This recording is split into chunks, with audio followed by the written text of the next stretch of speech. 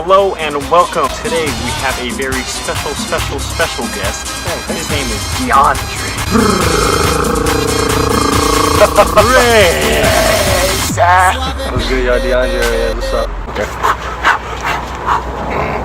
If you are not aware, DeAndre here helped coach the children in the ballin'. DeAndre, why is it important to invest in the younger generation? Kids are the best beings in this planet, just in general. Pinto beans? Yes, those two. They're innocent, they're pure-minded, and whatever information or things you have to teach them or want to teach them, they gain automatically. So if you just feed them positivity, things that they can inherit by working hard, then those are the best kids ever. But even when you have bad kids, I mean, sure, you can do everything else with them too. Kids are the future, definitely. Kids are the future. They're gonna grow up and, like you said, whatever information you give them. Do you think that media today is doing a good job of giving them good information to be beneficial to society? There's different ways you can look at it. There's many YouTubers, people on Instagram, Twitter. There are some bad influences and some good influences. Obviously, this is the generation where technology is everything. You just gotta find the right people and follow them. How do we find the right people? How do we know that the information that we're receiving is gonna impact us in a good way? Obviously, it just depends on everyone's opinion. Like for me, basketball is my thing, and I'm trying to teach kids or high schoolers or whoever the right ways to dribble, to shoot, to get better. So I'm going to follow really good pro trainers on Instagram, people on Twitter. But it's more than just drills. Like, it goes beyond that. Definitely. Sports in general is just the line you have to cross to get beyond school, life decisions, and everything else that follows. What does society need more of? You asked me this. Well, fuck. Love.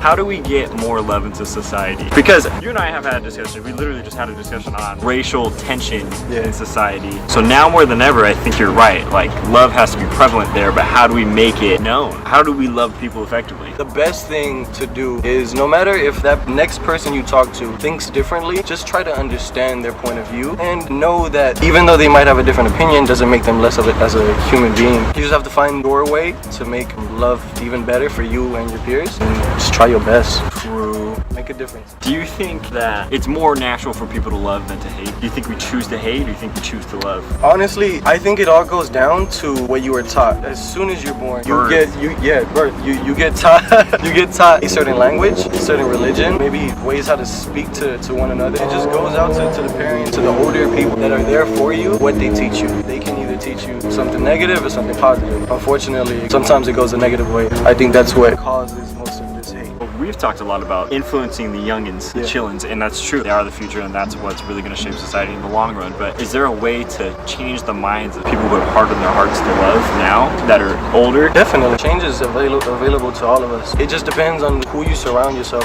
with. No one can do anything by themselves. You always need family, friends. If you find loved ones in your life that are there for you, just take advantage of that. Really do. Try to find the best people possible to point you in the right direction. Even if you're old, it doesn't matter. Anything can change if you want it to change. That's a good point. Surrounding yourself with people that, one, who are friends and are gonna better you. Two, I think everybody needs a mentor. Switching gears real quick, DeAndre has a fantastic strategy for getting numbers if you go to class with a girl. What's the strategy? It's not fantastic, honestly. What's the success rate? So, I've done it twice.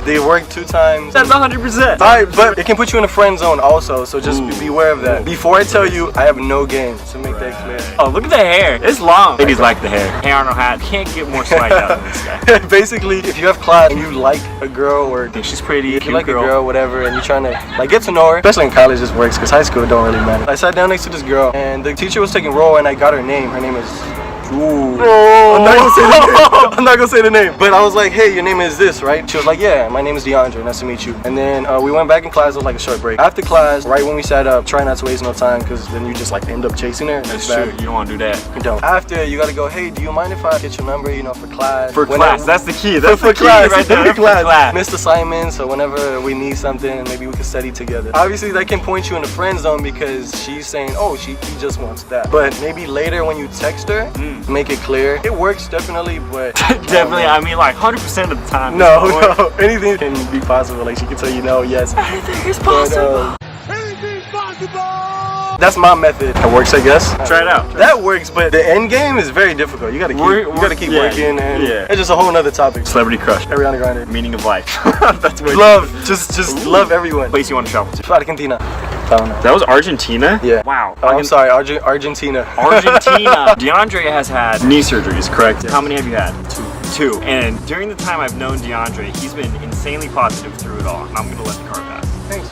Yeah, dude. And I want to know, DeAndre, when tough things happen in life, how do you remain so positive? Crazy. I was training to try out for a college team. I tore my ACL completely and my medial meniscus. Friends and family, they take you away from your faults. At that certain time, I couldn't walk, I couldn't do anything, I couldn't run, I couldn't play basketball. With the fact that maybe a friend would visit or I would be talking to someone one-on-one, for that instance, I would, like, everything's gone. At your hardest moments, try to be strong mentally, but at the end of the day, you can't do everything by yourself. So it basically comes down to humbling yourself and letting people help you out when you need it. Surrounding yourself with positive people who can lift you when you're down. It's not even a sense of we can do all these things on our own. It's like we can be positive if we surround ourselves with positive influences. Yeah. With that though, never give up on yourself. Try your best to harden up a little bit and have a strong mind. And look at the positive side on everything that's going bad. DeAndre, thank you for being on the show. Thanks for having me. Dude.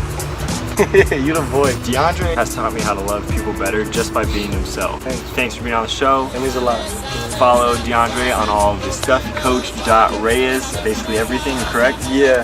Like, subscribe, comment down below.